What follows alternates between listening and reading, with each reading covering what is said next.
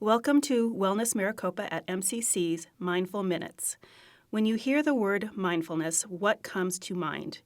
Being more centered, reducing stress?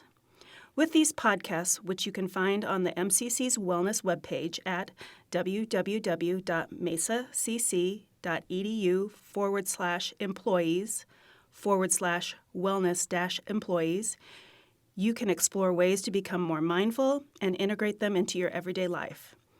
Have fun exploring and stay mindful and well.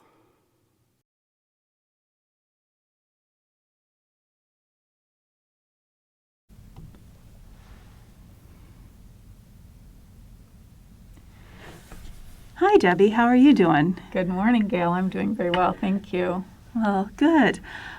I don't know what you have planned for us today, but I have been thinking about a lot about relationships, and especially my relationships with technology, and how I'm always trying to break up with them, and I just keep coming back to them. So, what do you have for us? Yeah, it's like that bad boyfriend. Yes. I do have a practice and some new information for everyone about this idea of being connected, overly connected with our digital technology, learning how to unhook from it. One of the first things I want to share is a couple of newer phrases. Maybe some are familiar, maybe they're not.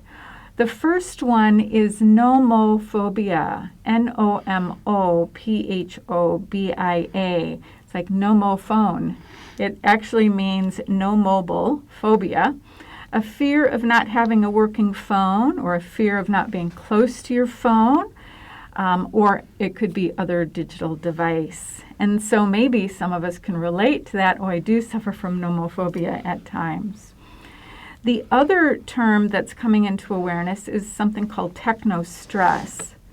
And it's the uncomfortable feeling communicating face-to-face. Even with this pandemic, we've all trained ourselves to do a little bit more communicating behind a screen.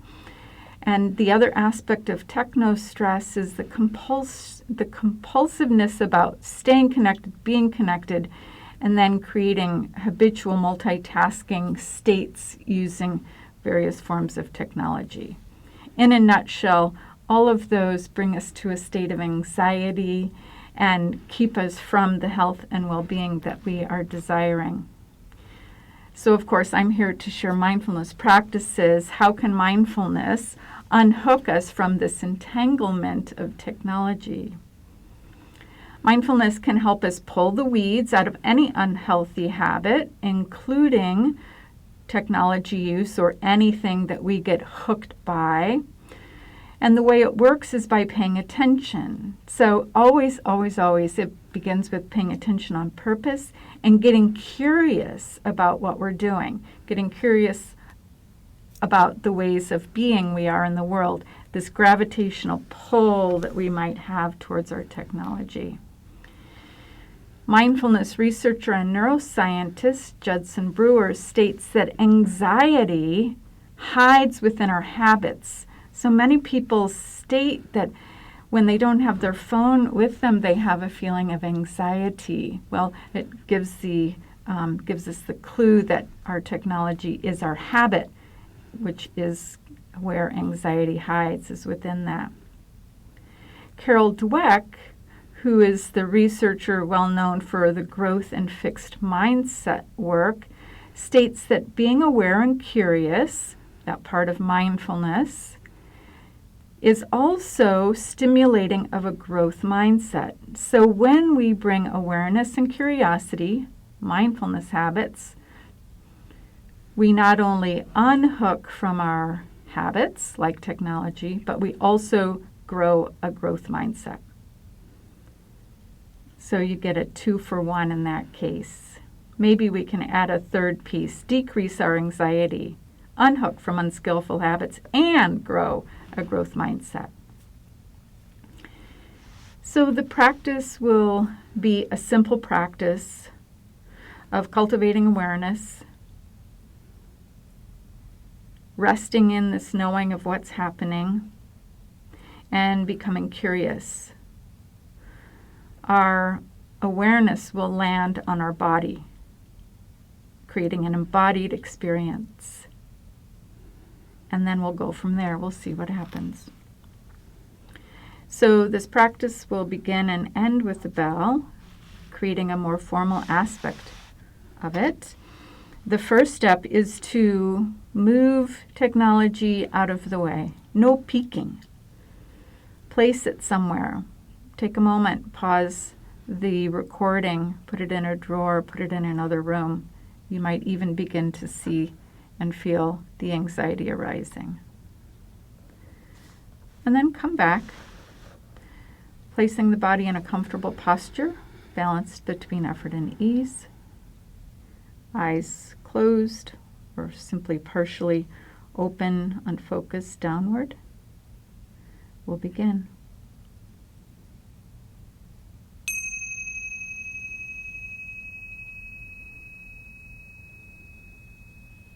Curiosity, a key component of mindfulness, is a simple tool that can help us access our embodied experience. Can we bring a lens of curiosity into our own body? Curiosity, our natural capacity for wonder and awe, interest, creating a container of open engagement, openly engaged with sensations that are moving within us. From this place of curiosity, we become more empowered to untangle ourselves from habits and build and create more skillful ones, build and create a growth mindset. So as you find yourself sitting or lying down, notice the posture the body has taken.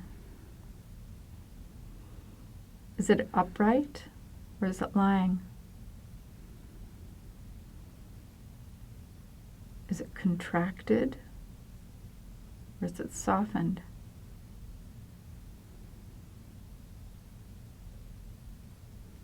What places in the body can you feel pressure?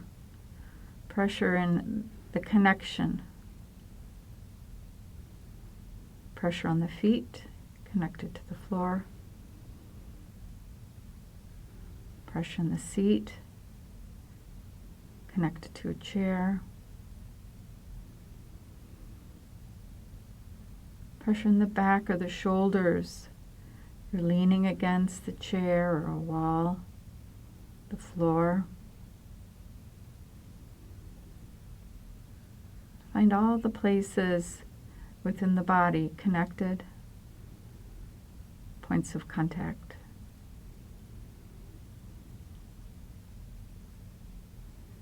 Become curious. How is the body moving as it's breathing?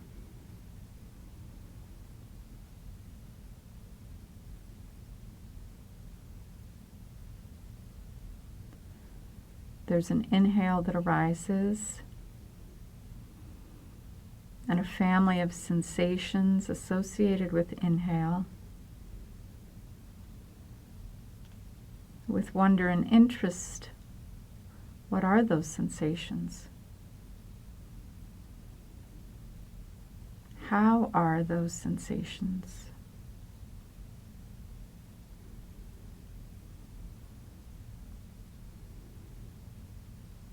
And the mind will wander.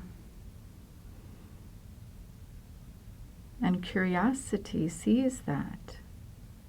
Curiosity invites it back.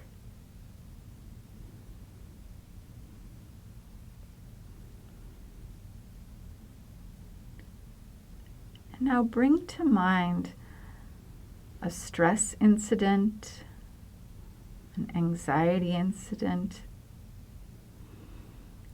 perhaps a habit with technology, a habit. Maybe simply chewing the nails or pulling hair.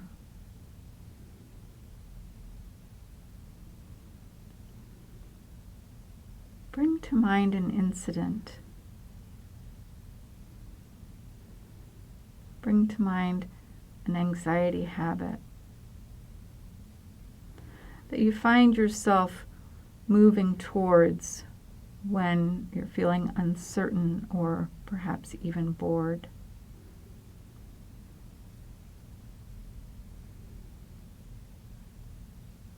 See if it's possible to relive those experiences. What is it like to act out or practice the habitual behavior?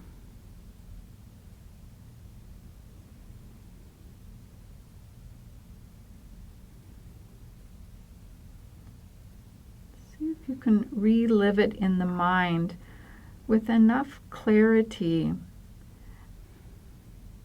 that you can feel the changes begin to arise in your body.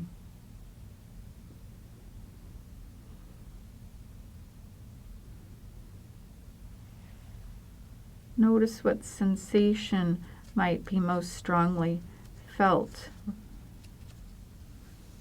Is there any tightness?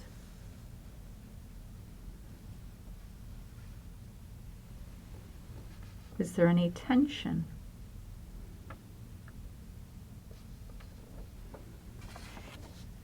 Is there any restlessness?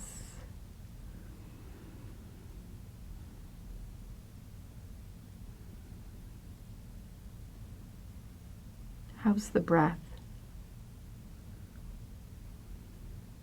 Short or shallow?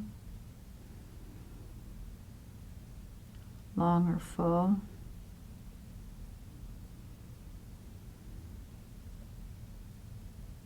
Is there clenching? Heat?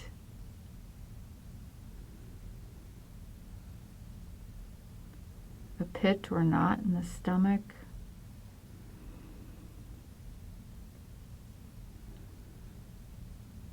Each time a habit is activated, our anxiety is hidden within the habit. Can you find that in the body?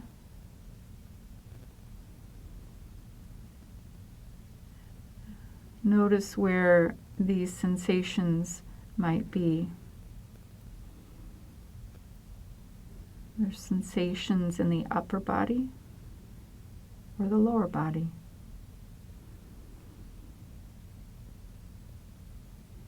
Sensations in the middle of the body, the back of the body.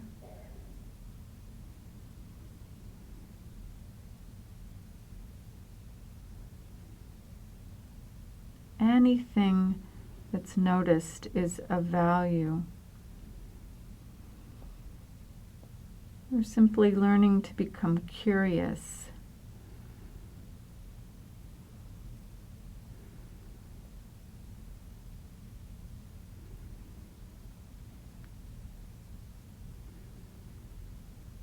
Explore the body once again. Are the sensations still there?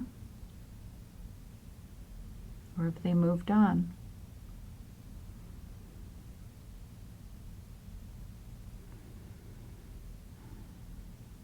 Noticing that sensations don't stay.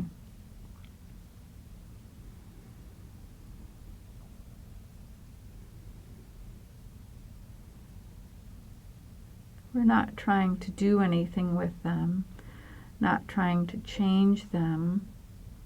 We're simply observing them.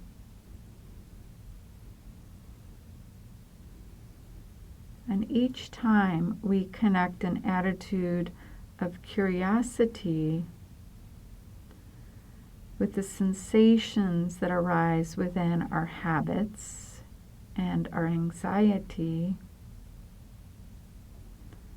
they begin to soften.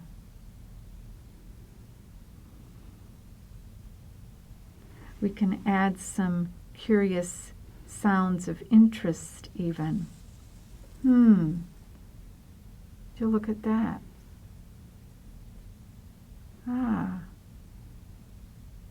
It's changing. It's dissolving.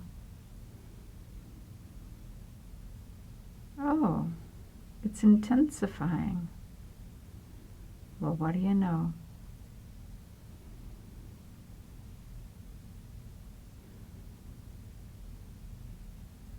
You can create a practice of observing with curiosity that's playful, that brings in the mind of a toddler.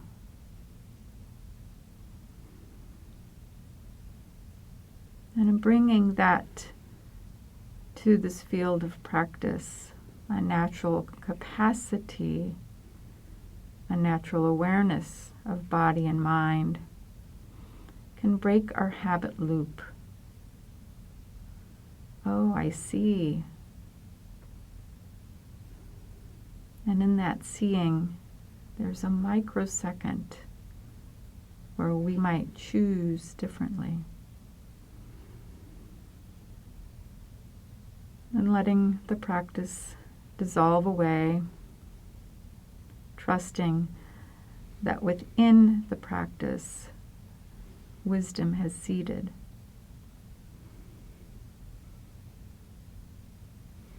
Noticing how one feels now.